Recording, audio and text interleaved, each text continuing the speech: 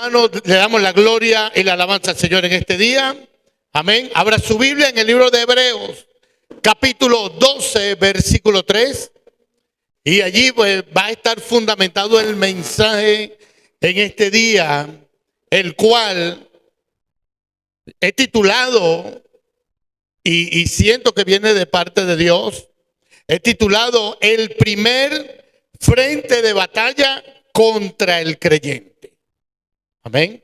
Eso pues lo publicamos anoche, esta mañana, allí en el estado. ¿Cuál va a ser el mensaje? Ya usted debería saber. El primer frente de batalla contra el creyente. Y vamos a leer la epístola a los Hebreos, capítulo 12, versículo 3. Dice así, de la forma siguiente: con la autoridad del Padre y del Hijo y del Espíritu Santo. Amén. Dice así: considerad a aquel que sufrió tal contradicción de pecadores contra sí mismo, para que vuestro ánimo no se canse hasta desmayar. Para que vuestro ánimo no se canse hasta desmayar. Vamos a orar al Señor. Dios, te damos gracias. Dios mío, en esta hora te bendecimos, te damos la gloria y te damos la alabanza. Honramos, Señor, tu nombre en este día. Hemos venido, Padre, a participar de esta palabra, a participar, Señor, de esta verdad que tú nos quieres enseñar en tu palabra, que la necesitamos, Señor, para ser transformado, para avanzar, para caminar, Dios mío, en tus caminos, para hacer tu obra en el nombre de Jesús. Amén y amén. Denle un aplauso al Señor y se pueden sentar para que podamos participar de esta palabra. Bájale un poquito, que siento por allí una saturación de sonido. Gloria al Señor. Gloria a Dios. El primer frente de batalla o de ataque contra el creyente es el mensaje en este día. Y seguramente que al escuchar el título ya usted dice: el pastor va a hablar de guerra espiritual. Y sí voy a hablar de guerra espiritual.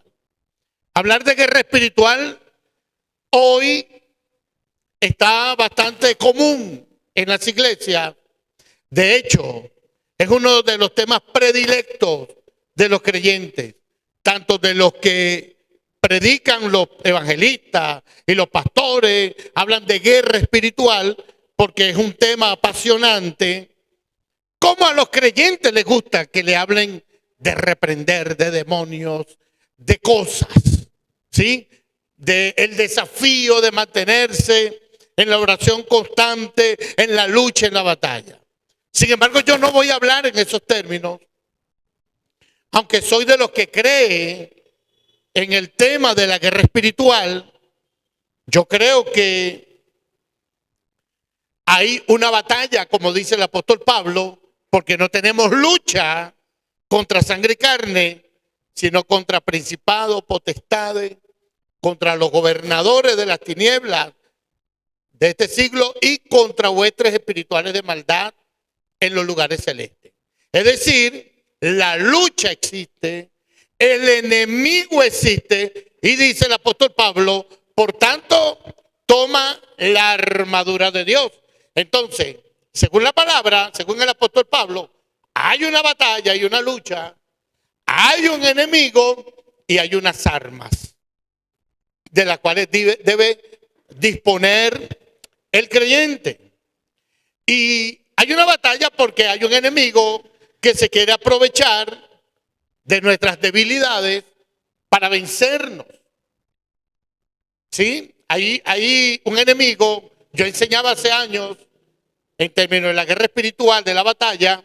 ¿Cuándo comenzó? Bueno, comenzó desde la rebelión de Satanás.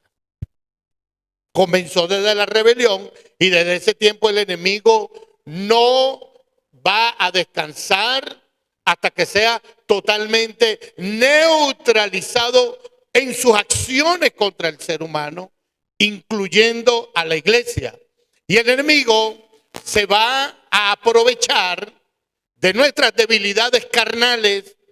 El enemigo se va a aprovechar de nuestra carnalidad y también se va a aprovechar de las circunstancias, de situaciones en la vida.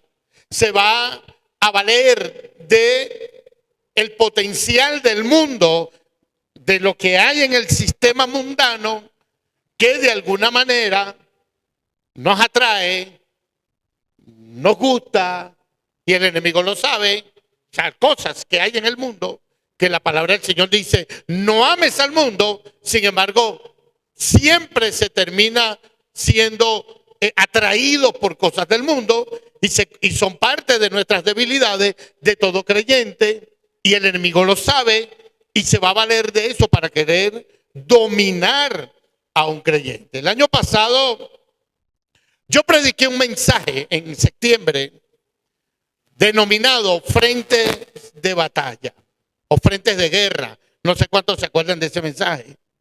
Espero que se acuerden. Eso fue creo que el 21 de septiembre, por allí. Yo tengo todos mis mensajes allí y puedo ver cuando los prediqué, puedo citarlos. Y en ese mensaje, frentes de batalla, la intención era mostrar al creyente, la intención era, vamos a decir, enseñar, instruir acerca de la guerra espiritual, de que el enemigo te va a atacar por muchos frentes. Porque cuando hablamos de una guerra, hablemos de una guerra convencional, en este tiempo en que hay tantas guerras en el mundo que están de alguna manera dándose simultáneamente en el mundo. Hay una guerra entre Rusia y Ucrania, hay un conflicto fuerte en el Medio Oriente, hay un ataque latente por allá en China sobre Taiwán, están los hutíes en el Medio Oriente también, hay otros conflictos latentes entre Estados Unidos y Cuba, y uno no sabe que estas cosas finalmente son estrategias de guerra, cómo atacamos, cómo incursionamos, cómo entramos, cómo sacamos. Entonces, en una guerra no solamente se libera un asunto de armas, también están las estrategias tecnológicas, ¿sí? Están las estrategias diplomáticas. O sea, hay muchas formas en que las guerras se están haciendo porque hay muchos frentes para tratar de vencer al que se considera enemigo. En lo espiritual es así.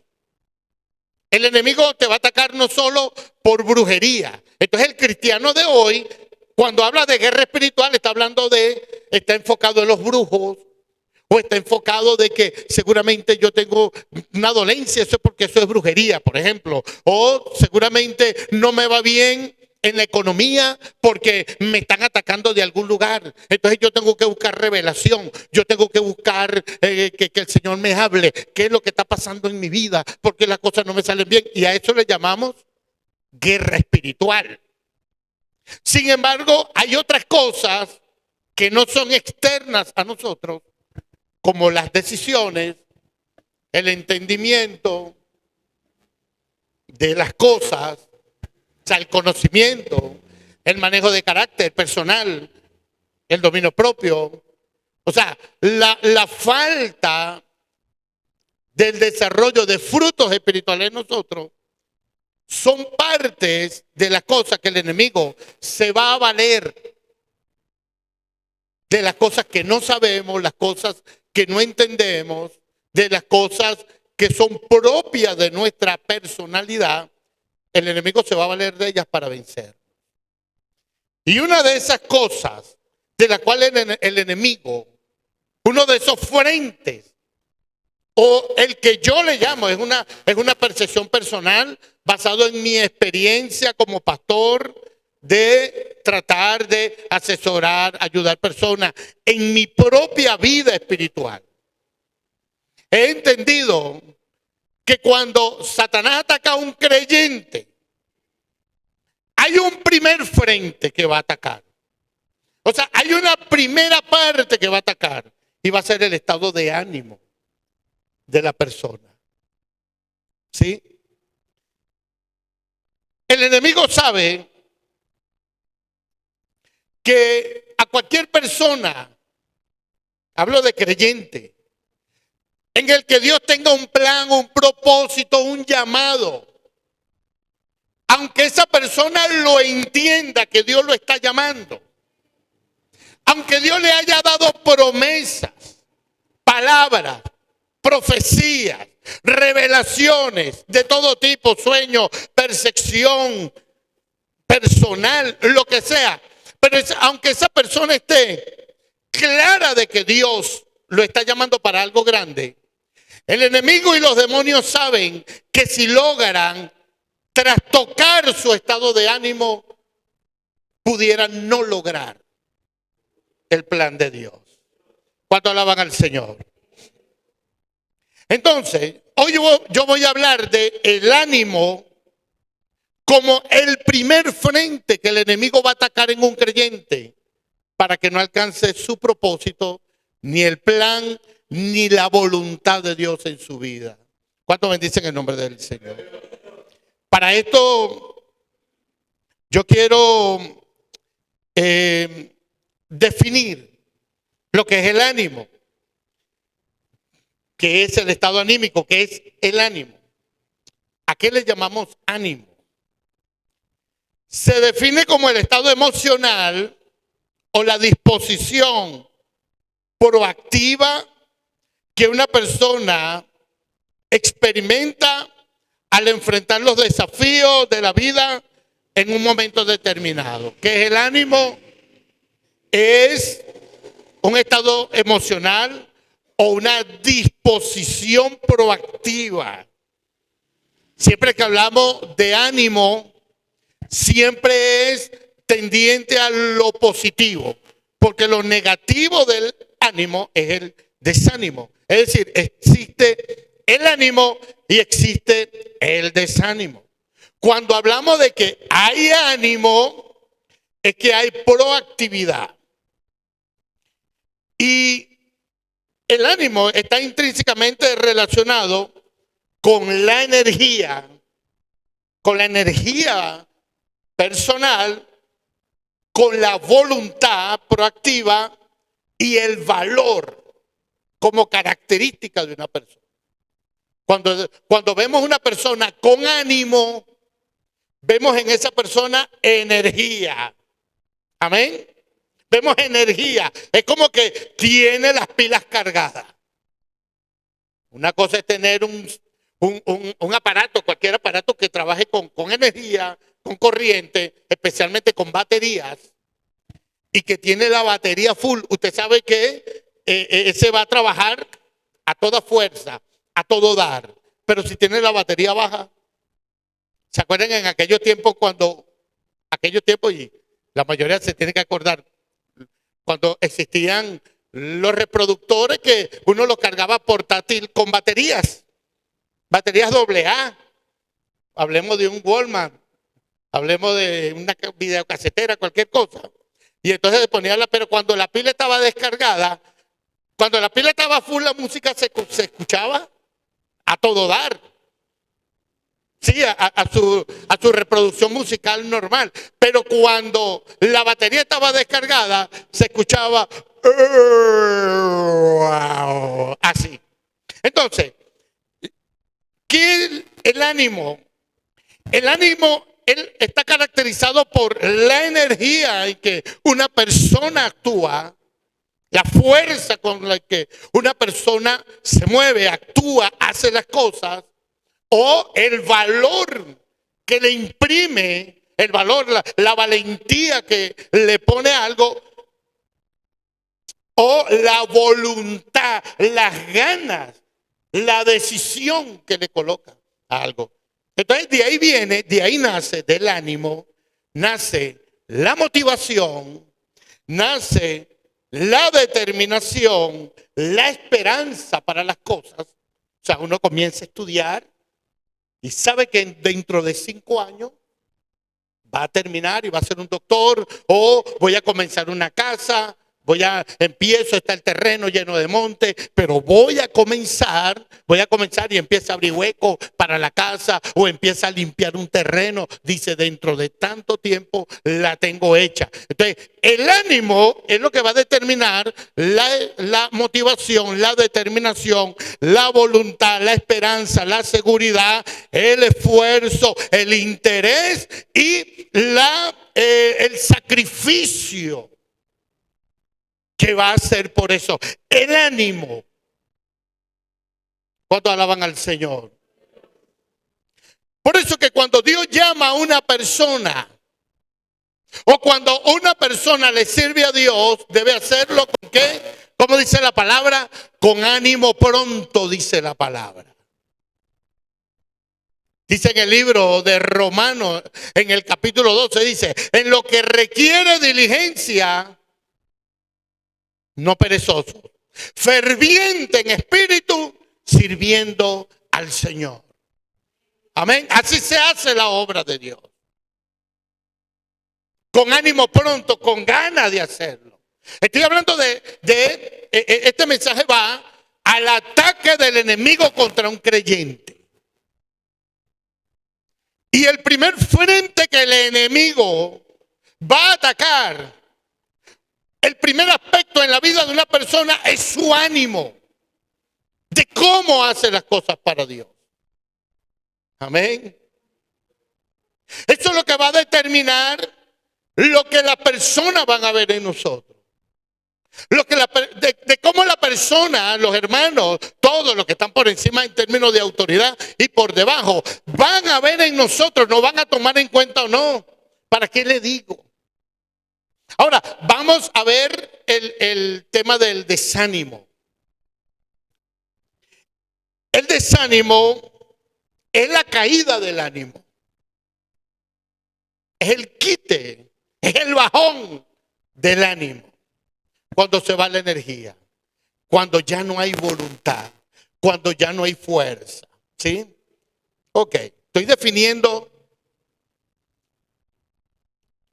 al punto de caer en el desaliento, la depresión, la desesperanza, el abatimiento,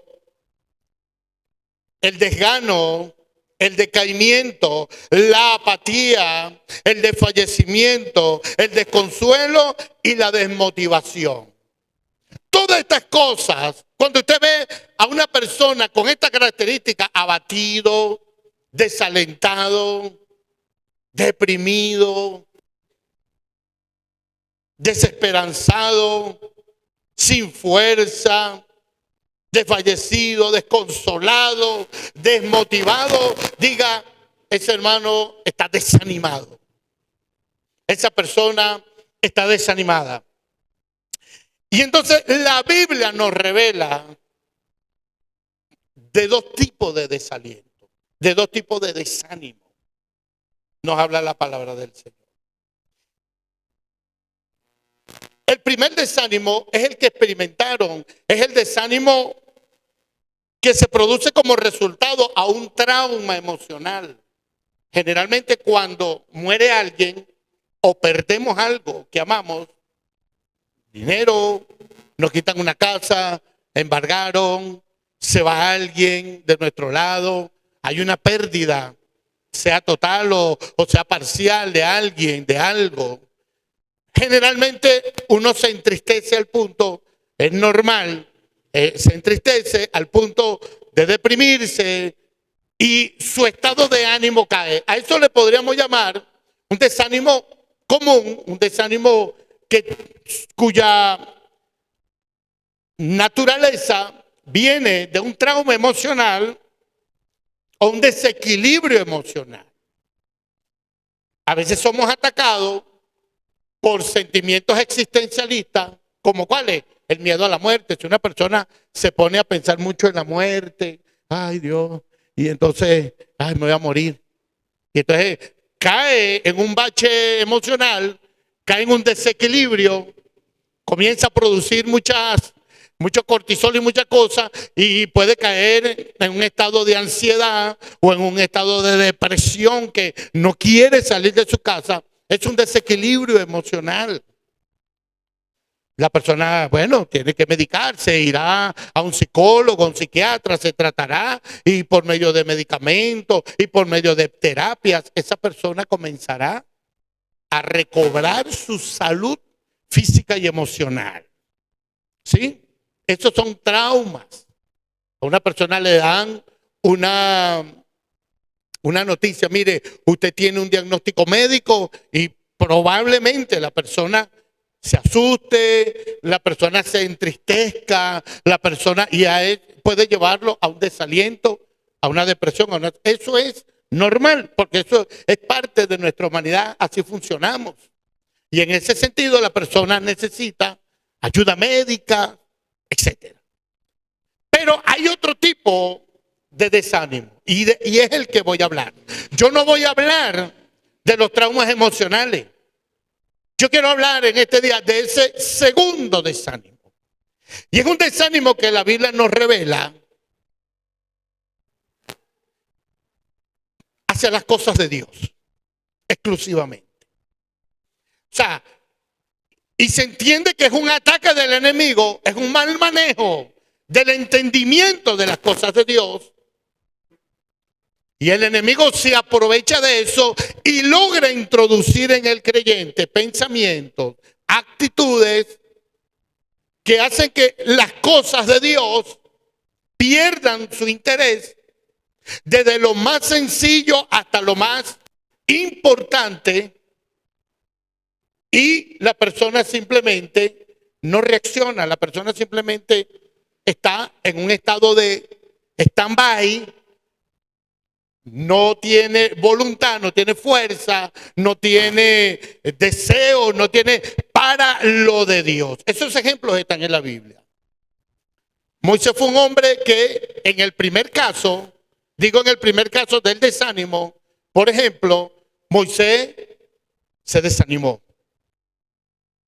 Y hubo un momento que a causa de la crítica, a causa de las situaciones con el pueblo, Moisés oró a Dios y le dijo a Dios, yo no puedo seguir más, no puedo. Era normal, era algo lógico. David también, por eso escribe sus salmos. Usted puede leer los salmos de David y usted puede ver un hombre deprimido. El Salmo 40 es un salmo de un hombre que está saliendo de una depresión.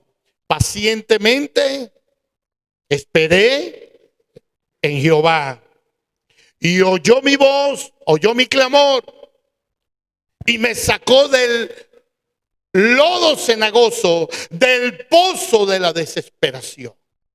David estaba en una situación, dice, a causa de mis enemigos, en una situación de temor, en una situación de tristeza, en una situación difícil emocionalmente, y él dice, allí me mantuve pacientemente.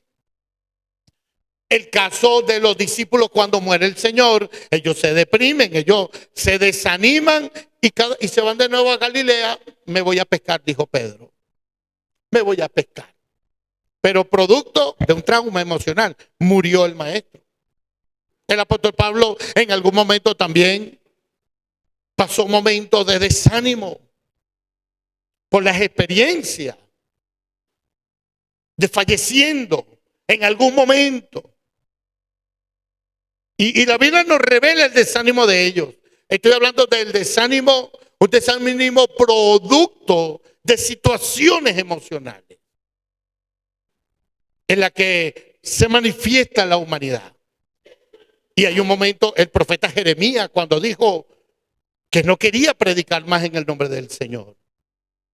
Pero había una característica importante en ellos, en sus desánimos, digo emocionales, por causa de traumas y situaciones, que aunque ellos estaban en una situación, por lo menos pensemos en el caso de Jeremías, oró a Dios y dijo, no volveré a hablar en su nombre. Pero En todo ello había una característica, en David todo, y era que la sensación de desánimo no le había robado los propósitos de Dios. ¿Cuántos bendicen el nombre del Señor? Amén. Era que lo detenía por un momento. Por eso la Biblia dice en el libro de Hebreos, cuando enumera a todos aquellos hombres, que ellos enumeraron que por la fe hicieron esto, hicieron aquello, y anduvieron errante por el mundo, y anduvieron haciendo cosas, fortaleciéndose, buscando la manera de fortalecerse. De la Biblia dice que ellos, a pesar de las persecuciones, a pesar de la muerte de familiares, a pesar de la burla, a pesar de las cosas, la Biblia dice que ellos sacaron ¿qué cosas? ¿Qué sacaron ellos? ¿Qué sacaron ellos? ¿Qué sacaron? ¿Fuerza de dónde? De la debilidad en que estaban. ¿Cuántos bendicen el nombre del Señor? Nosotros tenemos que aprender a hacer una diferencia en nuestro estado anímico, en nuestro estado emocional. Es natural que caigamos en bajones de ánimo, quizás en depresión. Es natural porque somos seres humanos. Pero el apóstol o los apóstoles nos enseñan que a pesar de que fueron atacados, ellos aprendieron a aferrarse en Dios, aprendieron a aferrarse en el propósito de Dios y aprendieron a sacar fuerza de debilidad. ¿Cuántos bendicen el nombre del Señor? Amén, hermano. Si a nosotros se nos muere un familiar, lo más seguro es que caigamos en un estado de tristeza. Pero eso no justifica que no querramos hacer la obra de Dios. Quizás por un momento, unas semanas. Quizás perdí un negocio, perdí una inversión. Y eso quizás me entristece, pero no como para perder el propósito de Dios en mi vida. ¿Sí me explico? Porque ni David perdió el propósito de Dios, ni Moisés perdió el propósito de Dios. Solo que la circunstancia lo retuvo un momento. Pero hay un segundo desánimo que sí nace de una falta grave de determinación y de disposición personal. Por ejemplo, la Biblia nos revela aquí en el libro de Corintios, la primera carta de los Corintios, a un personaje llamado Apolos. Primero de Corintios 16:12. Apolo era un discípulo que en el libro de los Hechos se nos habla de él en el capítulo 19, 18, 19, que era de espíritu fervoroso, era elocuente, era un hombre con una preparación. Y dice la Biblia que lo tomaron Priscila y Aquila, y cuando le escucharon hablar, les pusieron más exactamente, más correctamente, la palabra del Señor. Y es así que en Corinto, con el trabajo de Pablo, el trabajo de Priscila y Aquila, el trabajo de Apolos, se funda la iglesia de los Corintios. Por eso es que en la primera carta de los Corintios, algunos decían, yo soy de Apolos. O sea, Apolo no era cualquier persona. Apolo era uno de los discípulos apóstoles del Señor que de alguna manera eran reconocidos como parte del equipo del apóstol Pablo. Parte de su equipo de trabajo. Y sepa que el trabajo misional, el trabajo apostólico, misionero que hacía Pablo yendo por todos lados, requería una gran cantidad de personal, de ayudantes, colaboradores. Esos colaboradores usted los consigue en el último capítulo de Romanos, cuando Pablo nombra a muchos colaboradores. También lo consigue en el último capítulo de Colosenses, cuando Pablo habla de algunos de sus colaboradores, y especialmente en el último capítulo de la segunda carta a Timoteo. Cuando Pablo está despidiendo, los nombra a todos. ¿Sí? Entre los cuales, entre todo ese equipo, estaba Apolos. Pero aquí nos revela que un día el apóstol Pablo necesita, por un trabajo especial, enviar a Apolos a Corinto, de nuevo, a su casa. Apolos estaría en Éfeso, estaría en algún lugar haciendo la obra de Dios.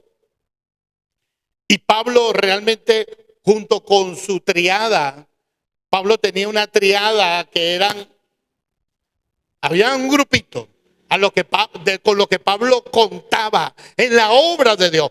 Hombres con llamado. No estamos hablando de personas que no entienden llamado. Estamos hablando de gente llamada de Dios. Amén. De gente bien fija en la obra de Dios. Que conocían que eran piezas clave. Como en un carro, como en un vehículo, como en un avión. Soy pieza clave aquí. Debo estar allí. Pablo necesitaba a Apolos junto con Timoteo y Tito en Corinto para una misión especial en la obra del Señor. Y mira lo que dice el apóstol Pablo. Vamos a leerlo. Corintios, primero los Corintios, capítulo 16. El apóstol Pablo dice así.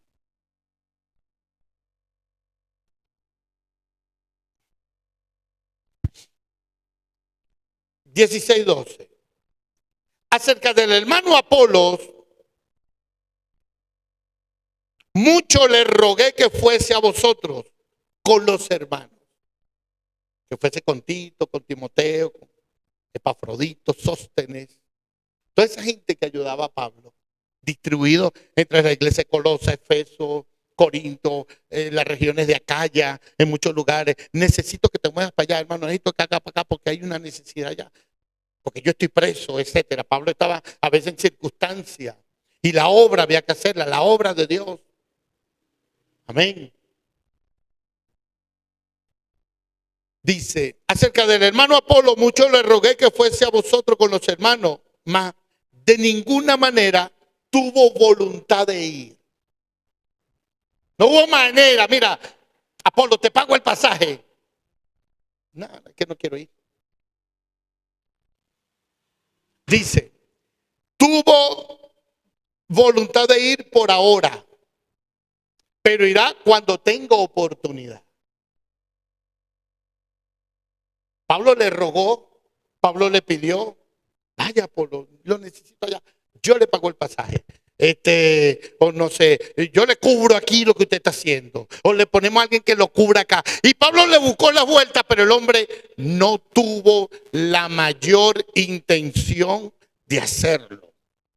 Rehuyó, no sabemos las razones, pero por lo que Pablo no era un hombre inconsciente. Pablo no era un hombre que decía, no, está enfermo. Es que si está enfermo, Pablo va a decir, es un desobediente. No, estaba sano. Sano estaba. Pablo hubiese dicho, como dijo con Epafrodito, casi estuvo a punto de morir sirviendo. Pablo reconocía si alguien estaba enfermo, se reconoce que está enfermo. Que no hay recursos. Bueno, en algún momento Pablo dijo, yo iré cuando tenga los recursos a la mano y cuando las cosas yo comience a ordenar un poco acá y acá y acá, yo iré. O sea, Pablo no era ajeno a las cosas reales que podían detener una obra de Dios.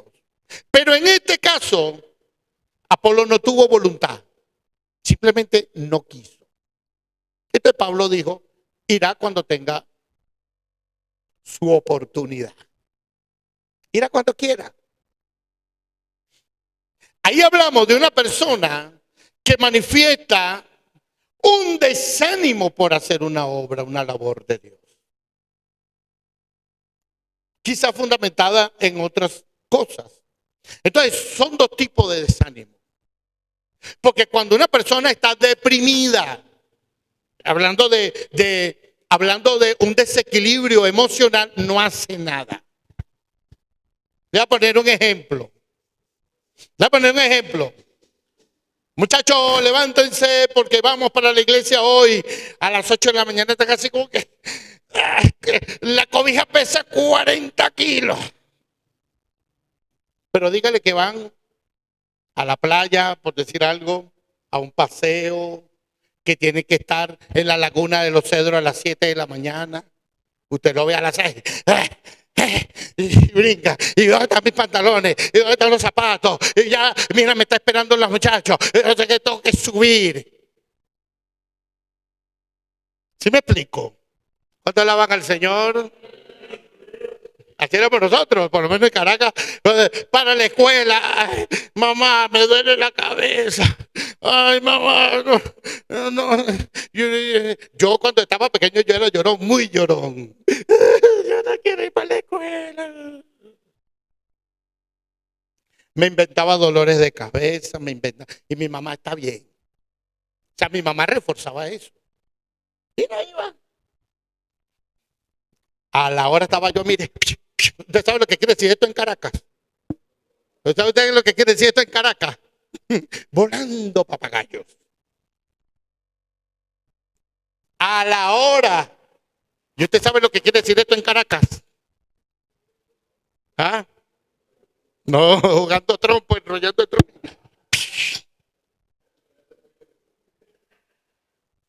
A la hora de estar llorando por no ir al colegio. ¿Ah?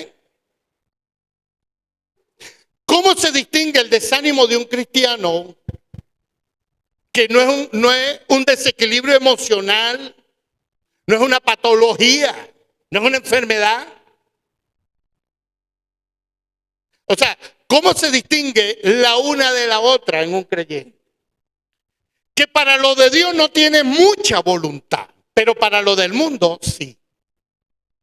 ¿Cuántos alaban al Señor? ¿Cuántos alaban al Señor? ¿Cuántos se quieren ir? No, yo estoy instruyendo. No se crea que Dios también me habla a mí. Pero yo no estoy ya para hablar mi palabra. Y normalmente las palabras nacen de la verdad de Dios, que es lo primero. Y segundo, de la experiencia. La experiencia en lo personal. Y la experiencia de otros. La obra de Dios no se hace con una iglesia desanimada. Amén, hermano. Es decir, la predicación del evangelio no se hace con gente desanimada. La obra de Dios, la consejería, la oración, la liberación en las almas, la oración por enfermos, la predicación, la preparación de un servicio como la música, las enseñanzas que se dan, el entrenamiento, el discipulado, la doctrina. ¿Qué más? Todo lo que consideremos que es parte del trabajo en la obra de Dios. La visita de enfermos, la visita en hospitales, la visita en las cárceles. ¿Qué más? ¿Qué más? Todo lo que concierne la ejecución del diaconado en la iglesia. La administración de los recursos de la iglesia.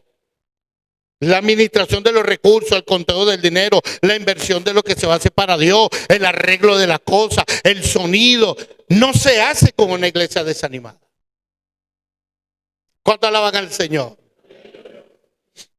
Hay cola del CLA. A las 5 de la mañana está la gente haciendo cola. Amén. O sea, ahí tengo que hacer algo. En las cosas del mundo somos diligentes. Mira, estamos así. Ay, yo estoy, pero, y en lo de Dios, a media llama. En modo ecológico, como los nuevos aparatos. Bajito de energía. Así nosotros, amados hermanos, identificamos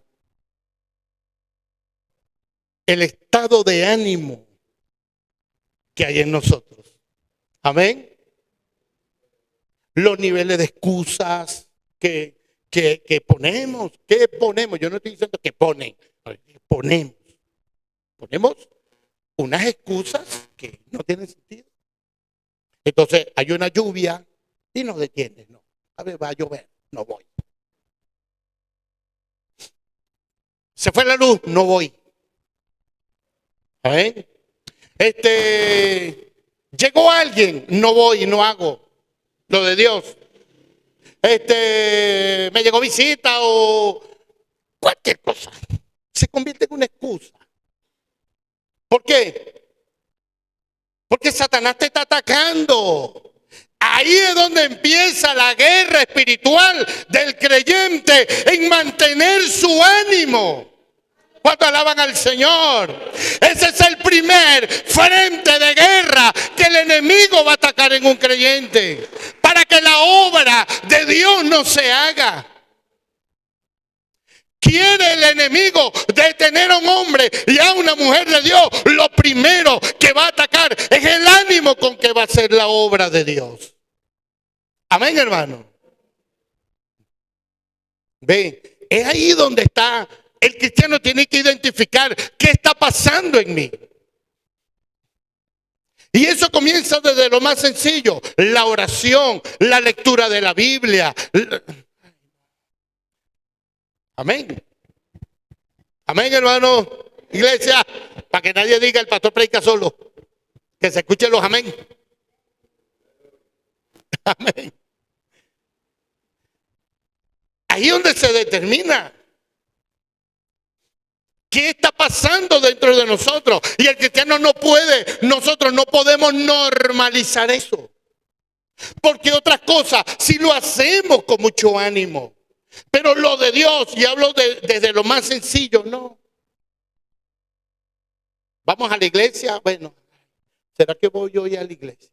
¿Será que voy? ¿Será que me congrego hoy? Y ponemos y agarramos teología y pensamos. Ya algunos hasta consiguieron la interpretación correcta de lo que la Biblia quiere decir cuando dice, no dejando de congregarse como algunos tienen por costumbre. Yo ando con Dios congregado todo el día. Mira esa, ¿cómo se llama? Esa interpretación. No, hermano, eso no quiere decir, la Biblia no quiere decir que uno tiene que estarse reuniendo. Yo me consigo hoy con cristianos, hermanos, amigos míos que dicen, pero es que la Biblia no me obliga a mí a congregarme.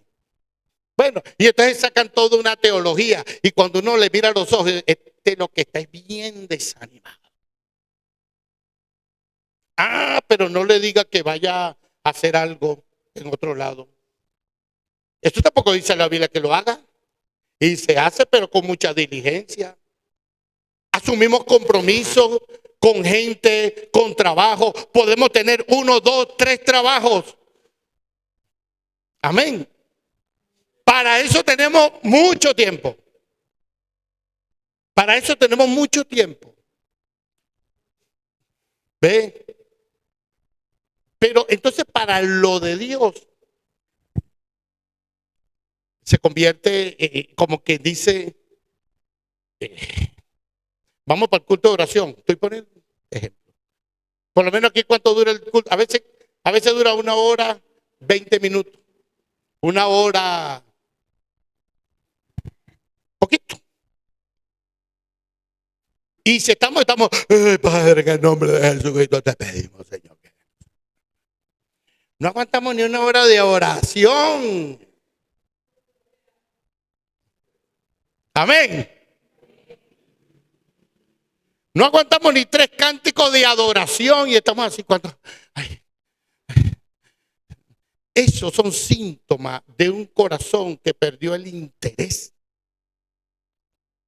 El problema está en que tenemos llamado de Dios. En el libro de Jeremías hay un texto donde el Señor dice, maldito aquel. Nosotros no somos sujetos a maldiciones que están en la ley. Pero está. Hermano Orlando siempre lo cita.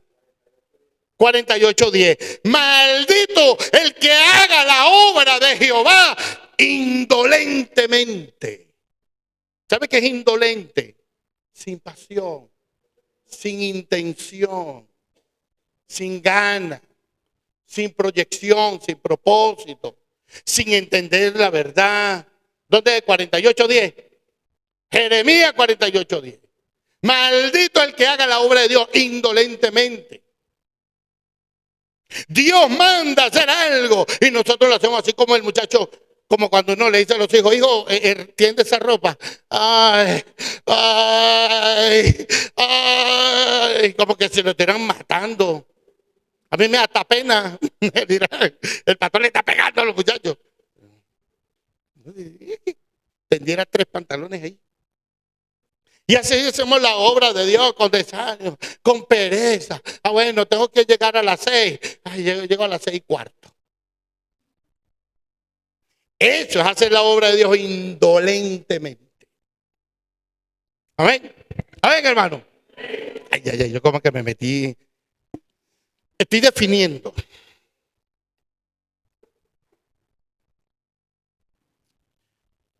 El enemigo va a buscar atacar el estado de ánimo de los creyentes para que no hagan lo de Dios. El enemigo se va a valer de conceptos, hasta de teología, pero de que te quiere tumbar el ánimo. Lo hizo con Jesús. El enemigo trató a Jesús de alguna forma desde mucho tiempo, para que no fuera a la cruz. No se crea que la tentación de Jesús fue en el monte de Getsemaní, en el monte de los Olivos. No. El Señor Jesús, más o menos como un año o un tiempo anterior a su pasión, a su muerte en la cruz, a enfrentarse a la cruz, el Señor Jesús dijo: de la copa que yo bebo, ustedes beberán. ¿Y cómo se angustia mi alma hasta que se cumpla? ¿Usted cree que, claro, no estoy diciendo que el Señor tenía malos pensamientos, pero el pensar en la cruz le generaba al Señor angustia interior? No voy a analizar psicológicamente al Señor, no voy a hacer aquí, yo no soy psiquiatra, no soy nada de eso. Pero Él dice: ¿y cómo se angustia mi alma hasta que se cumpla? Creo que eso está en Lucas 12:50. Vamos a corroborarlo porque no me van a salir por allí que estoy metiendo una falsa enseñanza, una falsa doctrina. Si alguno lo consigue primero que yo, vamos a leerlo. 12:50. Fuego vine a echar en la tierra, y ¿qué quiero si ya se ha encendido? De un bautismo tengo que ser bautizado, y cómo me angustia hasta que se cumpla. Y esto el Señor lo dijo un tiempo antes. O sea, el Señor fue atacado igual que yo, que usted, que cada uno de nosotros. Él fue atacado para que no fuera a la cruz. No le envió la tentación, esa tentación. Si tú te postras y me adoras, yo te daré todo. Y la idea es eso. La idea es que no vayas a la cruz. Y lo mismo pasó Pedro cuando le dice: Señor, no vayas a Jerusalén, que no te acontezca nunca que tú mueras. Y el Señor le dijo: apártate de mí, Satanás. La oferta de no morir, la oferta de que no te vaya mal, la oferta de que la vida tiene que ser bien, la oferta de que el evangelio es para ser feliz y que no haya sufrimiento. ¿Cuánto alaban al Señor? Y el enemigo se va a valer como parte de su estrategia espiritual de tumbar el ánimo. Amén. Usted no sabe por qué en los países hacen desfiles militares. En Venezuela lo hacen los Estados Unidos, lo hace Rusia, lo hace China. Ellos hacen desfile, por lo menos el día, por decir aquí, el 24 de junio, el 5 de julio, los desfiles. Y entonces desfilan los soldados, con sus armas, y después viene la artillería, y vienen los tanques de guerra, y después los misiles, y los aviones, todo desfila. Es para decirle a los posibles enemigos, estamos preparados, pero es para disuadirlo y para meterle miedo al enemigo. ¿Sí? Entonces sale Rusia con las bombas atómicas y todo, para que el enemigo que lo quiera atacar, dice, entre en miedo, entre en temor. Y entonces, así hace el enemigo, nos muestra sus armas, nos muestra sus artimañas, nos muestra sus mentiras. El enemigo habla a la mente, el enemigo nos ofrece mejores condiciones de vida, mejores trabajos, mejores proyectos de vida. La obra de Dios no, la obra de Dios te empobrece. Mira que el pastor como le va mal, mira que aquellos no prosperan. Y eso se le va metiendo en la mente al creyente. Cuando menos acuerda, lo menos que quiere es servir a Dios. Y comienza, por ejemplo, hubo un tiempo en que había un pleito, en que la gente quería que, hermano, ministreme, pastor, yo quiero ser pastor, envíenme. Y bueno, la gente estaba como con unas ganas de ser tomado en cuenta para el ministerio. A la gente le gustaba que le llamaran ministro, que le llamaran pastor y que lo nombraran y que lo colocaran, lo pusieran en una iglesia o lo enviaran a predicar o se le abrieran puertas como evangelista, que lo invitaran. Mira, hermano, tengo la agenda full de este año, voy a salir a La gente vivía de eso, el creyente. El creyente de hoy no habla de esas cosas. Hermano, necesitamos un hermano para colocarlo en tal lugar. La gente agacha la cabeza, se pone la chamarra, las hermanas pentecostales agarran y se ponen el velo así. Amén. A mí no, yo no, las personas no quieren. Ahorita está difícil para conseguir pastores. Y mire que hay mucha gente preparada y preparándose en los institutos bíblicos, pero cuando se le dice, ¿está dispuesto a ir a tal lugar? No hay mucha disposición. ¿Por qué? Porque ya el enemigo atacó ese frente de guerra. Ya ese enemigo atacó ahí. Y atacó en el ánimo de hacer o no hacer. No, hermano, yo no.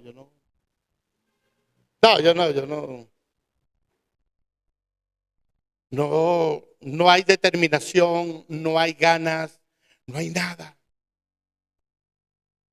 Hablo de muchos creyentes. Antes había gente que dividía en iglesias, ahorita nadie quiere dividir iglesia. Amén. Ahorita nadie quiere dividir iglesia. Quedarse con un grupo de hermanos de la congregación para pastorearlo y andar con esos hermanos para arriba y para abajo y me estén llamando a cada rato. Nah, déjeselo al pastor. Prefiero irme yo solo. O sea, yo me voy de la iglesia solo, no me llevo a nadie. O sea, hoy no hay casi nadie que divide iglesias. Y es la verdad. Y es la verdad. Serían ya pastores consagrados que están, mire, no me reconocen mi trabajo de 30, 40 años, me voy a llevar la mitad de la organización. Ese tipo de gente sí, pero que ya están trabajando. Pero una persona emergente, nueva, que dice, el pastor no me toma en cuenta, ya yo tengo 10 años aquí en esta congregación y el pastor no me manda, no me toma en cuenta. Se pone a hablar con 2 o 3 o 4 por allá y le dice, mire hermano, el pastor no me toma en cuenta, a mí tampoco, vámonos nosotros y usted va a ser nuestro pastor y vamos. No, eso no ocurre. ¿Por qué? Porque el enemigo ha logrado minar el ánimo de muchos creyentes, sobre todo los que tienen llamado. Y hay gente que sabe que tienen llamado al pastorado y no quieren pastorear. No se preparan, no oran, ni nombran, ni mencionan eso. Y no estoy mintiendo. ¿Por qué? Porque ya el enemigo atacó ese frente. Ya el enemigo logró llegar a ese frente. Ahora, si usted cree que el único plan del enemigo es que no le sirva a Dios, no, el plan del enemigo es desanimarte. El plan del enemigo es llevarte a la nada, al pensamiento del que no puede, al pensamiento del que no sirve, al pensamiento del que ya no vale la pena, al pensamiento de la persona que no va a alcanzar nada en la obra de Dios. Hasta llevar al creyente al desánimo total en lo de Dios. Y después te conviertes en alguien que tiene mucho conocimiento de la Biblia, mucha sabiduría bíblica, pero no tiene ninguna disposición a nada. Así hay mucha gente, pueden ser profesores de institutos bíblicos. Y se sientan en una silla a escuchar un mensaje. Y está enseñando a un hermano que tiene 5 años en el evangelio, que sabe mucho menos que él. Y dice, no, hermano, porque la bestia del anticristo. Y entonces el hermano empieza a hablar cosas que está enseñando. Y el maestro está así. Ese no sabe nada. Pero tú le dices a él, enseñe. No. Yo no me comprometo, hermano, no. Ya Satanás le ganó la batalla. Lo tiene donde quería, en la nada. Con una mente llena de palabras, con un espíritu, con una voluntad en el piso. Pero se meten en política, ahí sí. Son los, ¿cómo se llama? Los dirigentes del CLA. Son los, ¿cómo se llama? Se meten en cosas aquí y allá. Son los líderes aquí y allá. Pero en lo de Dios, en el piso. A eso no le podemos llamar un desánimo por desequilibrio emocional. Ahí le hablamos de que Satanás lo atacó y le dio el plomo, dijo un hermano, ¿dónde era? En el ánimo.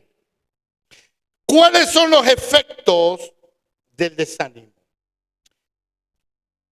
En el libro de Números, capítulo 21, versículo 4, dice la Biblia que se desanimó el pueblo por el camino.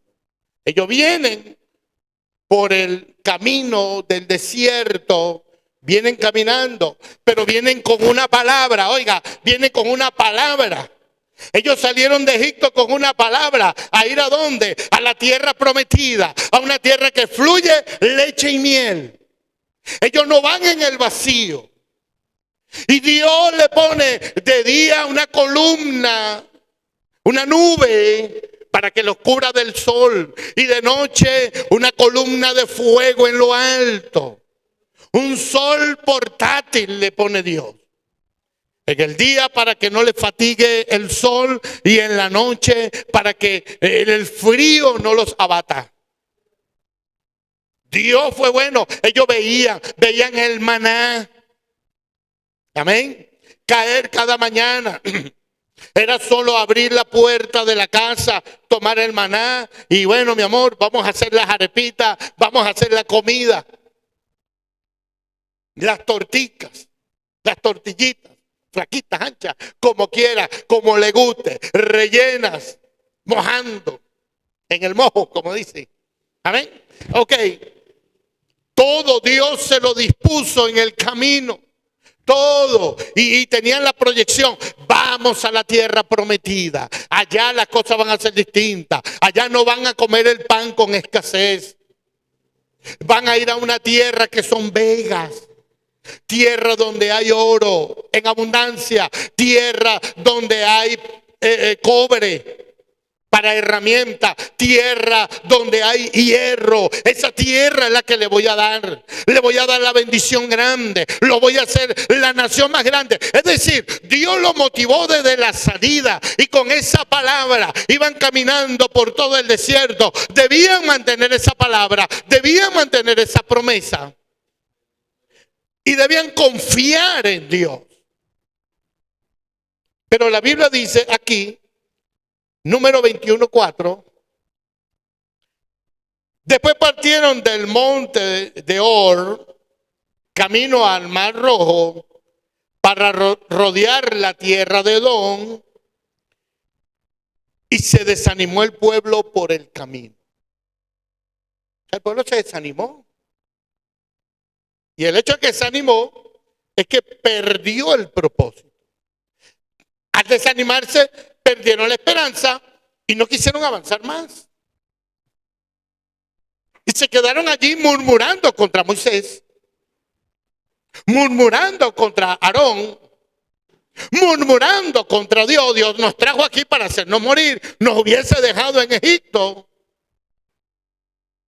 ¿Para qué vamos a estar yendo nosotros a una tierra que queda tan lejos y una tierra que es tan difícil, que se traga a sus moradores? ¿Para qué? Y comenzaron a pensar feo.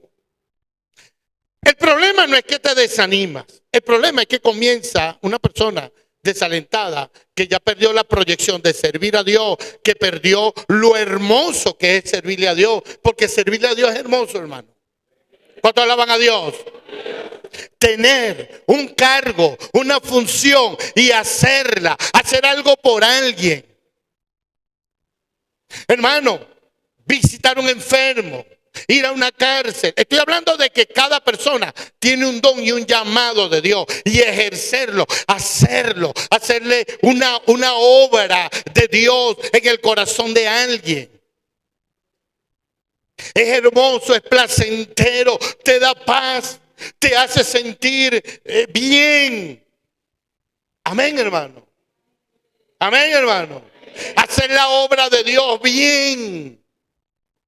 Servirle a la gente de corazón, hermano, te hace feliz, te da satisfacción. Y aunque quizás en algún momento no tenga dinero o las cosas se te pongan difícil, pero cuando piensa que sirves a Dios, siente una satisfacción y un regocijo grande.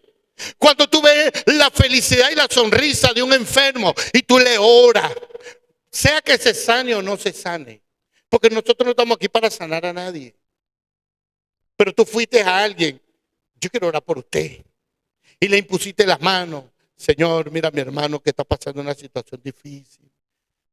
Y esa persona está allí, sufriendo. Tiene una dolencia, tiene algo. No estoy diciendo que se va a morir de eso, pero se siente mal. O alguien que está pasando un proceso difícil. Y tú comienzas a hablarle de su problema que está viviendo. Y la persona siente, mira, estoy al punto del divorcio, me va a ir mal. Y tú comienzas a hablarle con el amor y la verdad. Y ve que las lágrimas se cambian en una sonrisa. Amén. Del enfermo, del que está en conflicto, del que está en un problema, del que tiene una necesidad. Y compartes algo.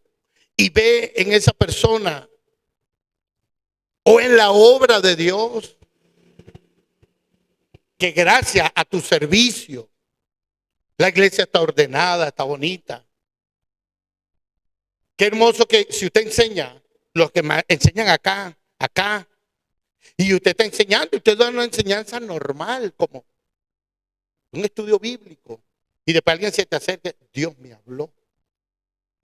Y tú no sabes que Dios le habló, pero esa persona te dice, ¿sabe que cambió mi manera de pensar cuando usted dijo esto? Eso genera una satisfacción tan grande que aunque en tu casa no tengas comida, te vas contento. Eso yo lo he comprobado. Aunque estés triste por algo, un problema que tú tengas, tú sientes la satisfacción interior. Bueno. El pueblo va de camino al desierto y se desanimó. Y le pasó lo que este creyente que le estoy colocando hipotéticamente en el ejemplo, se sienta, tiene todo el conocimiento, dejó de servir a Dios, perdió la felicidad de servir a Dios, termina ¿qué? Murmurando. Amén. Termina haciendo ¿qué cosa? Termina sin ganas de avanzar. Termina desesperanzado. ¿Para qué yo voy a la iglesia? Eso fue lo que le pasó al pueblo de Israel. El pueblo se desanimó en el camino por cosas. ¿Qué cosas? Estoy cansado de este maná. Estoy cansado de esto. Estoy cansado de esta rutina. Estoy cansado de aquello. Y comenzamos a pensar así porque quitamos la mirada. Quitamos la mirada de lo que es importante. Hermano, hoy estamos aquí, todos los que estamos acá, y nos creemos importantes. ¿De dónde Dios nos sacó? Si Dios no te hubiese salvado, ¿qué sería de tu vida? Te hablo del entendimiento de hoy. Estarías en condenación, sin esperanza y sin Dios en esta tierra. Dice el apóstol Pablo en Efesios capítulo 2. Amén. 2 en adelante. Sin esperanza y sin Dios en esta tierra. Para los que dicen, no, pues yo estaría en mi trabajo, yo estaría tranquilo. Estarías tranquilo en tu pecado. Amén. Pero hablemos de a lo que Dios rescató del alcohol, a lo que Dios rescató de cosas, a lo que Dios rescató de un matrimonio, una vida terrible. Entonces estamos aquí y nos creemos que no nos merecemos el desierto. Pero terminamos pensando que nos merecemos más Egipto. Por eso, no nos hubiésemos sacado de Egipto. No me hubiese Moisés sacado de Egipto. Ese es el problema. ¿Qué produce el desánimo en un creyente? No hablo del desánimo patológico. Hablo de esa actitud de desinterés por lo de Dios. ¿Qué produce? Murmuración. Te hace perder el propósito de Dios en tu vida. Yo estos días, no sé si le testificaba aquí, no sé si era aquí. Yo estaba a punto de salir, creo que iba a salir con mi esposa hacia algún lugar, íbamos a hacer alguna actividad o algo, no recuerdo. Lo cierto es que en lo que yo me voy a meter al baño a bañar y me estoy quitando la camisa para... Alguien toca la puerta y Jacqueline tampoco estaba disponible como para salir a... Ya porque estamos preparando para salir. Alguna obra, una visita. Y llega un ancianito, viejito. Le estoy hablando de un viejito por encima de los 80. Con un maletincito aquí de brazo, un portafolio, maletín aquí. Y está tocando la puerta. Y cuando yo me asomo por allá, abotonándome la camisa para ver quién es, veo por la ventana y es un señor, a la orden. Me dice, mire, mijo, yo vengo por aquí evangelizando, trayendo el mensaje del evangelio de nuestro Señor Jesucristo y de la Virgen María. Ok, este es Emaú, pero no es Emaú de nosotros. Ojalá que los Emaú de nosotros fuéramos así. Con esa pasión. Un viejito así, encorvado, con su portafolio aquí. Y yo dije, ay, pero ahorita estoy indispuesto. Y además me estoy preparando para salir y no lo voy a poder atender. De verdad que quisiera atender, porque quería atenderlo. Solamente porque era un viejito. Para los que conocieron, como el hermano Mecho, como el hermano de Mesio, de acá en la iglesia, un viejito. Pero había alguien parado al frente y yo le digo, predíquele a aquel que está allá, que era una persona que yo conozco que necesitaba. Me dijo, no, a mí me gusta predicar es a las familias. Yo entro en los hogares, hablo con papá, con mamá, bueno, pero él es un papá. No, yo voy a seguir tocando puertas donde me abran la puerta. Okay. Luego yo primero tuve dos sentimientos. El primer sentimiento fue de vergüenza. Un viejito como de 80 años predicando el evangelio. Aunque con la Virgen María, pero predicando. Y después, uno haciendo análisis, yo dije, ese es uno de esos viejitos que perdió el tiempo de su vida. Que a los 40 años no le predicó a nadie. Que a los 50 años no le predicó a nadie. Que a los 60 años no le predicó a nadie. Y ahora como, o sea, por ocupaciones, por desinterés, por vicios, quién sabe por qué. Pero que ahora que está en el ocaso de su vida, quiere como reivindicarse y aprovechar el tiempo. Y así le pasa a muchos cristianos. Teniendo el tiempo para servir a Dios, para prepararse, para dedicarse a lo de Dios. Nos dedicamos a cosas superfluas, cosas que no tienen sentido en la vida. Que no tienen sentido. Pero después que tenga 60 años sí va a querer salir a predicar. Que después que esté bien viejito sí va a querer hacer la obra de Dios. Hermano, aproveche ahorita. Y yo no le estoy diciendo abandone su trabajo.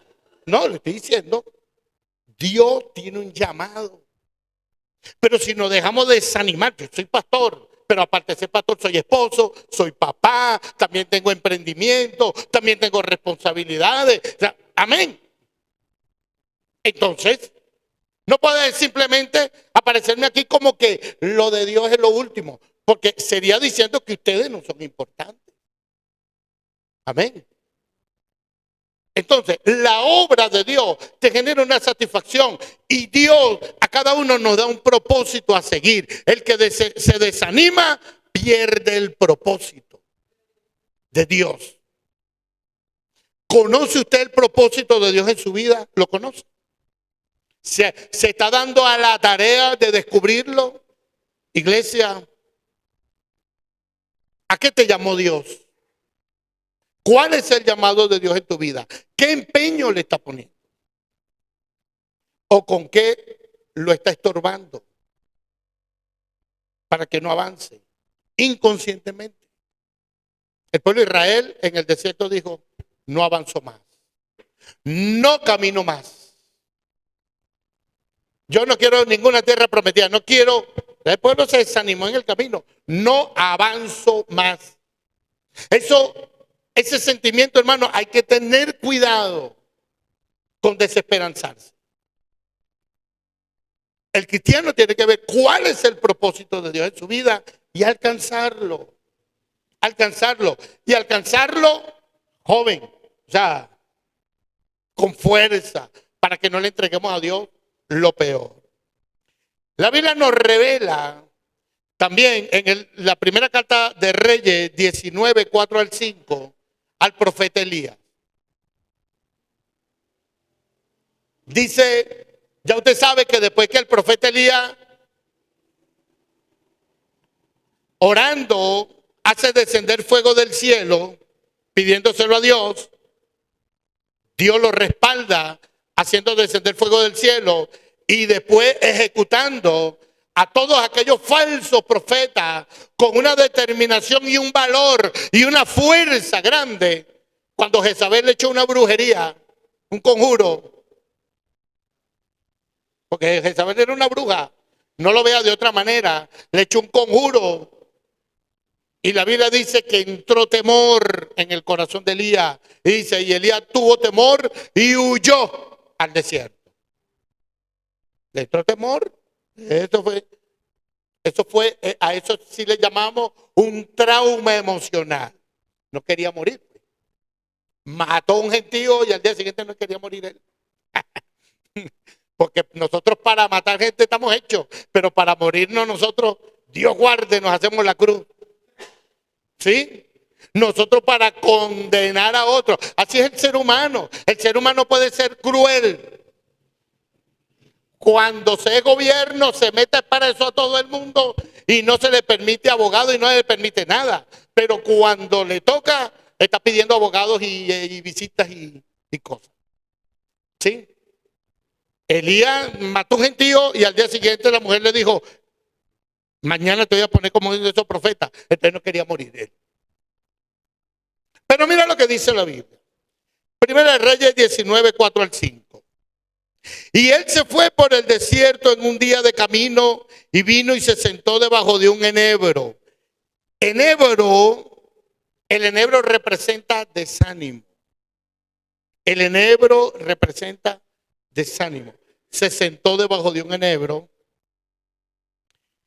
y deseando morirse, dijo, basta ya, oh Jehová, quítame la vida, pues no soy yo mejor que mis padres. Y echándose debajo del enebro, se quedó dormido. Y aquí luego un ángel le tocó y le dijo, levántate y come. Usted conoce la historia. Y si no la conoce, marque el capítulo y en su casa hoy va, sin desánimo, lo lee. A ver, si no sabe la historia. Primero Reyes 19. O primer libro de Reyes 19.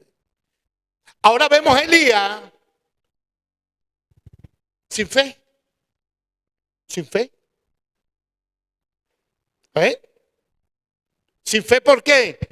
Porque él pudo haber dicho, Dios pudo haber ido donde Jezabel y decirle que descienda fuego de Dios y te consuma. No lo hizo antes y no lo hizo después. Sí. Pero sin fe no se puede. Tragando las palabras del diablo no se puede. ¿Sí me explico? Escuchando a Satanás por encima de escuchar a Dios, no se puede hacer nada. Cuando Dios le dijo a Elías, ve y muéstrate acá para que hagas llover, esa era una palabra de Dios. Y él se fue. Y cuando vio acá le dijo, vete rápido porque viene una lluvia. Fue lo único que dijo y vino la lluvia. Más nada. Iba con la palabra de Dios. Y después, reúneme a todos esos profetas. Vamos a ver quién es Dios. Una determinación y una fe fuerte. Pero cuando Jezabel dijo, te voy a matar, Elías, se comió eso por encima de la palabra de Dios. Y le entró temor. ¿Y sabe qué pasó? La fe se desvaneció. La fe se le fue. El desánimo. Cuando permitimos desanimarnos. Cuando empezamos a escuchar gente, hermano, pero yo si no me comprometo. ¿Me explico? Entonces empiezas a escuchar gente hablando cosas, se te va la fe al piso. Te desanima la gente y se te va la fe al piso. Nosotros los pastores somos muy sensibles al desánimo. Porque si uno está orando y siente así como que hacer esto, entonces va y habla con alguien, mira, sea la pareja, o sea los hermanos en la iglesia, no, eso no se puede, no hay plata, eso es difícil, y hasta ahí llegó. Amén. Y pudiera pasar que en algún momento te dice, pues no se puede, está bien. Pero cuando tú comienzas a creer eso y no se puede, y no se puede, y no se puede, y no se puede, y no se puede, pues no se puede y no se hace nada. Y la obra de Dios se detiene. Como que si Dios le pide permiso al hombre para hacer las cosas. Como que si Dios dice, vamos a ver cuánto hay en el tesoro. ¿Cuántas veces Dios le pregunta al ser humano si hay dinero o no hay dinero? ¿Cuántas veces Dios le pregunta a una persona si se puede o no se puede? Pero somos nosotros. Cuando Dios nos da una palabra, consultamos al hombre. Y el hombre mata la fe, te desanima y mata la fe. ¿Cuánto bendicen el nombre de Cristo? Nosotros no podemos permitir que el enemigo sobre aquello, y estoy hablando que el enemigo por medio de autoridades, pastores, parejas, circunstancias, situaciones, que el enemigo detenga aquello que Dios ha dicho que va a hacer con nosotros. Si Dios ha llamado a muchos hombres aquí, mujeres, al pastorado, al servicio, al ministerio, créale a Dios. Amén, hermano. Créale a Dios. Si Dios te ha llamado y Dios te ha puesto un sentir y Dios te ha hablado y Dios te ministra en tu corazón o Dios ha ministrado antes por medio de otra persona, créele a Dios. No le crea a las circunstancias. No permita que el enemigo le mate la fe. ¿Cuánto alaban al Señor? Si yo soy mismo como el pastor, no, hermano, no, hermana, no permita que yo le mate la fe. Aunque se lo estoy estimulando. Yo una vez cometí un error. Yo mismo, o sea, me hablé a mí mismo. Ese fue el diablo que me habló. Y yo agarré esa palabra y comencé a repetirla como un mantra. Y yo me pongo a hacer cuentas desde ese tiempo. Y yo dije, ¿quién me manda a estar hablando así? Y ahorita estoy orando, hablando de otra forma. Ahorita sí, Señor, ahorita sí. Yo empecé a decir, a mí no me gusta viajar, a mí no me gusta ese ministerio de evangelista, de andar con maleta, de andar viajando, de andar por allá. ¿Cuántos me han escuchado decir eso? Digan amén. Porque hasta boquiflojo fui de eso. A mí no me gusta eso, estar viajando. No, yo quiero estar con la iglesia. A mí me gusta es pastorear. Yo no quiero andar dando conferencias y predicando por allá y saliendo. Eso es incómodo, estar allá. Y es más, no pagan. Y un bojote de cosas. Y yo me consumí eso en mi mente. Y de ese tiempo me encerré. Me encerré. Ahora digo, Señor, si voy a salir, si quiero salir, Señor amado. ¿Me explico? Porque uno mata la fe. Lo que tú hablas y confiesas comienza a condicionar tu manera de creer. Por eso la Biblia dice, por lo cual creí, también hablé. Uno comienza metiendo cosas en su corazón como que si fuera palabra de Dios. Son pensamientos de uno, son palabras que vienen del diablo, por medio de razonamiento, por medio de otra persona, por medio de cosas. Y uno las cree, las confiesa. Por eso Pablo dice, por lo cual, como creemos, también hablamos. Así, porque de la abundancia del corazón habla la boca, pero así también actuamos y vivimos de esa manera. Y si usted es el tipo de persona que se la pasa diciendo, no puedo, nada, hermano, ya nada, nunca vas a hacer nada para Dios. Y la obra de Dios nunca se trató de la competencia del hombre, si el hombre es competente o no. Moisés no era competente. Hábleme de un hombre de la Biblia que fuera competente. Hábleme de una mujer de la Biblia que se creyeran competente. ¿Se creía competente Abraham? No. ¿Cómo tú dices que vas a sacar una nación de mí si yo ni hijo tengo? ¿Era competente? No era competente. La mujer era estéril. ¿Era competente Moisés? Yo no, Señor, yo soy tartamudo. ¿Era competente Moisés? Sea lo que sea en las interpretaciones, que no era tartamudo. Él tenía una imposibilidad en él, que la puso como excusa. Y Dios le dijo, yo fui el que le di la lengua al mudo. Amén. Amén, hermano. Era competente David. Ni siquiera sabía usar una armadura de un guerrero. ¿Se creía David competente para ser rey? No. ¿Era competente Jeremías?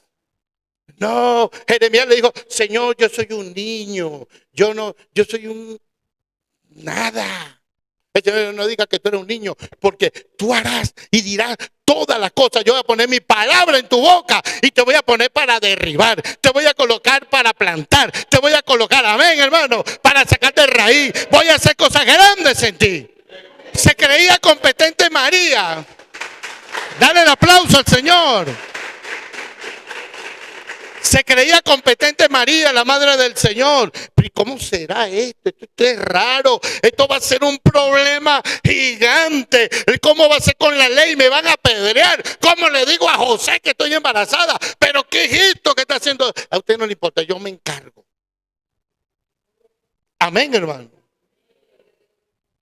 Ningún hombre era competente Esther. Para la liberación que hizo Dios en los tiempos de Esther. ¿Se sentía ella competente? No. Tuvo que usar, todos ellos tuvieron que usar la fe. Tuvieron que confiar en lo que Dios dijo. Ahora, usted es diferente a ellos. No, usted también tiene una palabra de Dios y a usted le toca creer. Usted está aquí en esta mañana, ya esta tarde. Y le toca creer si lo que yo le estoy diciendo viene de Dios o no. Resuelva eso en su mente. Oye, no, el pastor me quiere manipular. Eso es algo que usted tiene que resolver en su mente. Amén. Yo tuve que creer que mi pastor era un hombre de Dios. Y que cuando él vio en mí la disposición y el llamado de Dios, cuando él me dijo, hermano, lo necesito como pastor. Lo necesito en Boconó. Era un cambio total en la vida, Era enfrentarse, era abandonar a la familia, era, bueno, traerme a mi esposa y también que saliera de su familia, casi como Abraham. Nosotros no tenemos familia aquí, nuestra familia son ustedes. Amén. Entonces, era un cambio total, radical. No, ese es el diablo que le está hablando al pastor.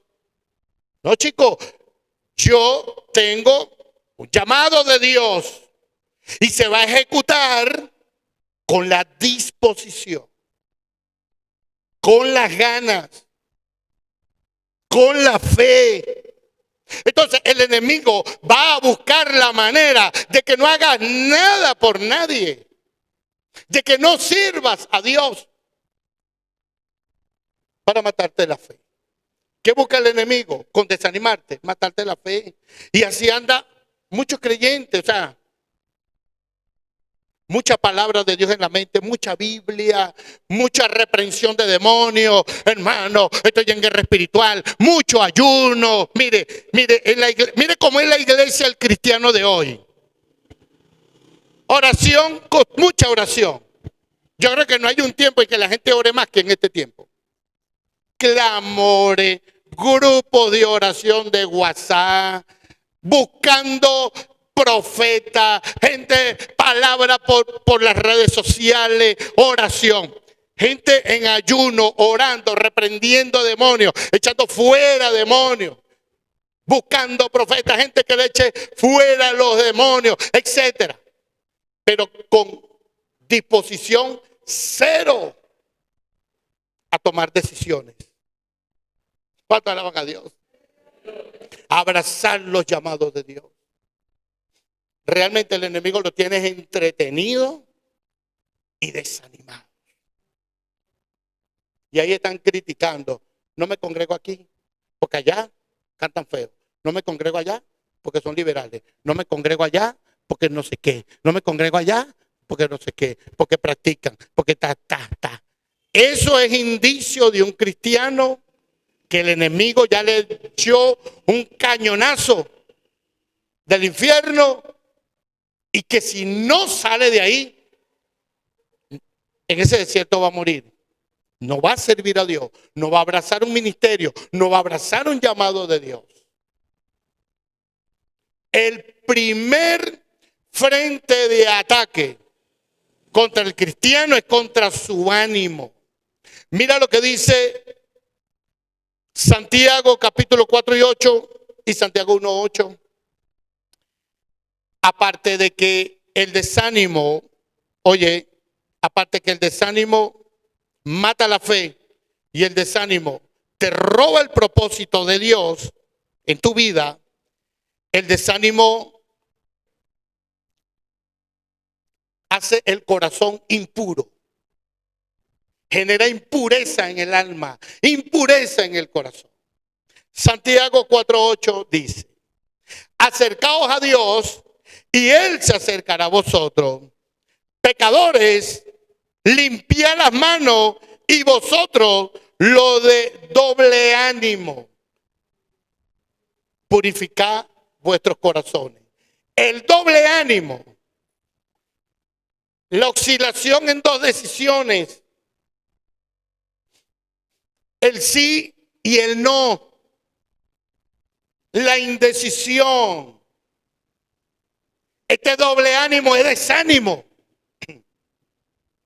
El ánimo poco para lo de Dios y el mucho ánimo para lo del mundo. El Señor dice, es una impureza del corazón. Entonces el Señor manda a qué? A purificar el corazón. Porque ¿qué pasa? Santiago 1:8, el hombre de doble ánimo es inconstante en todos sus caminos. Todo lo que emprende lo deja por la mitad. Amén. Todo lo que comienza lo deja por la mitad. Se deja convencer de la nada. Las circunstancias lo quita del propósito. No tiene una visión fija, no tiene una fe verdadera. El hombre de doble ánimo tiene el corazón impuro. Es una impureza del alma. No se trata de hacer muchas cosas, se trata de hacer una cosa y terminarla. A eso es lo que se le llama la eficacia de la fe. Amén. ¿Qué es una fe eficaz? El determinarse algo en Dios y llevarlo a cabo. No es que comenzamos algo y después, ay, no. Hermano, y usted no dijo que usted iba a empezar unos propósitos en la iglesia. Así, pastor, nómbreme. Sí, usted está dispuesto con este cargo. Sí, y no dura ni 6 meses. Ay, no, hermano, lo que pasa es que yo agarré un trabajo. Ay, no, hermano, es que yo me comprometí con otro. Es que yo me comprometí a cuidar un niño. Por eso yo predico, si usted tiene un llamado de Dios, y esto lo vamos a aprender los jueves en las enseñanzas, sobre las prioridades, ahí nos quedamos, ¿verdad? ¿Cuáles son las prioridades de un cristiano? No voy a hacer spoiler, pero una de las cosas es que cuando usted establece sus prioridades en Dios, luego usted no se va a comprometer a hacer cosas que lo van a alejar del propósito de Dios. Amén, hermano. No se va a enredar con personas, no se va a meter en negocios, no va a hacer cosas que te van a alejar de lo de Dios. Y vas a servir a Dios con una disposición, con unas ganas. Y no se crea que para nosotros es más difícil que para los apóstoles y profetas cuando Dios los llamó. Ellos también tenían una vida, ellos también tenían familia, ellos también tenían esposa, ellos también tenían necesidades, ellos también comían. O es que usted ve a San Pedro así. Ese es el San Pedro que está en la Basílica de San Pedro, que no come. El San Pedro de la Biblia sí comía, tenía esposa, tenía hasta suegra. Amén. Ese es el Moisés que está en una estatua en Florencia, que hizo Miguel Ángel Bonarotti, que no come, que no tenía familia. Pero el Moisés que está en la Biblia tenía una esposa y tenía 3 hijos. Amén. Amén. 2 hijos creo que era que tenía Moisés, para hacer corrección. Gerson y Elías. Amén. Eso es fino. 2 hijos. Y tenía una esposa que después llegó el suegro y le dijo, está muy bonito usted con la congregación, pero aquí tiene a su esposa. Manténganla. Amén. ¿Sí o no? Ah, se la llevó el suegro. Él andaba así como solterito con el pueblo de Israel. Ahí está su esposa y sus hijos. Ahí se los traje. Capítulo 18 de Éxodo. Amén. La vida para ellos no fue más fácil que para nosotros. Ellos tuvieron que decidir lo que usted tiene que decidir y yo también. Amén. Tuvieron que mis prioridades en Dios y mis prioridades de mi vida personal, mi familia, mi trabajo, mis compromisos. Pero yo no puedo permitir como hijo de Dios dejarme desanimar del enemigo y que ya yo no pueda hacer la obra de Dios. Amén. Porque la obra de Dios no se hace con una vida desanimada, con una iglesia desanimada. Por eso, de forma conclusiva, ¿qué dice el creyente, el apóstol que escribió Hebreo 12:3, donde comencé? Considerad a aquel que sufrió tal contradicción de pecadores contra sí mismos, para que vuestro ánimo no se canse hasta desmayar. Usted no puede permitir que su ánimo se canse hasta que desmaye. Está hablando del ánimo, no está hablando de la depresión, está hablando de su ánimo en Cristo. No se canse hasta que desmaye y quede desplomado espiritualmente, sino que la Biblia por eso dice, ponga los ojos en Jesús. Amén. Considere a aquel que también fue atacado, que también tuvo que decidir, que también tuvo que vencer al diablo, tuvo que vencer los ataques del enemigo. Considere a Cristo. Amén. Para que su ánimo no decaiga hasta que se desmaye. Amén, hermano. Ponga su mirada en Jesús. Le invito a ponerse de pie. Vamos a orar en esta hora. Padre, te damos gracias, te damos la gloria. Padre, te bendecimos, Dios. Padre, te damos gloria y honra en esta hora.